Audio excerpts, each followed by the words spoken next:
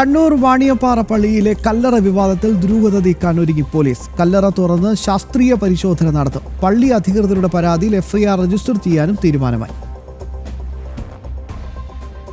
10 ദിവസത്തോളം നീണ്ട അനിശ്ചിതത്വത്തിനൊടുവിൽ വാണിയപ്പാറ പള്ളിയിലെ കല്ലറയിന്മേലുള്ള ദുരൂഹത നീക്കാൻ പോലീസ് അന്വേഷണം ആരംഭിച്ചു. പള്ളി അധികാരികളുമായും പഞ്ചായത്ത് അധികൃതരുമായും നാട്ടുകാരുമായും പോലീസ് കൂടിക്കാഴ്ച നടത്തി. ഒടുവിൽ ആ നിർണായക തീരുമാനം: കല്ലറ തുറന്ന് ശാസ്ത്രീയ പരിശോധന നടത്തും. നടപടികൾ പൂർത്തിയാകും വരെ പോലീസ് കാവലും ഏർപ്പെടുത്തി.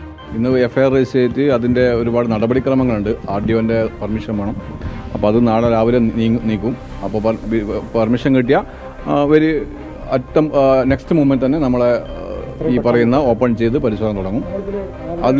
അതുവരെ നമ്മളെ പോലീസിന്റെ ഗാർഡ് അവിടെ ഉണ്ടാവും. പോലീസ് പള്ളിയുടെ ആവശ്യങ്ങൾ അംഗീകരിച്ചുവെന്ന് പള്ളി വികാരിയും വ്യക്തമാക്കി. നമ്മുടെ ഈ കേസിന്റെ ദുരൂഹത ഇതുവരെ നമ്മളൊരു ദുരൂഹതയുണ്ട് എന്ന് ഇടവക ജനവും നമ്മളും അഭിപ്രായം പറഞ്ഞുകൊണ്ടിരുന്നതാണ്.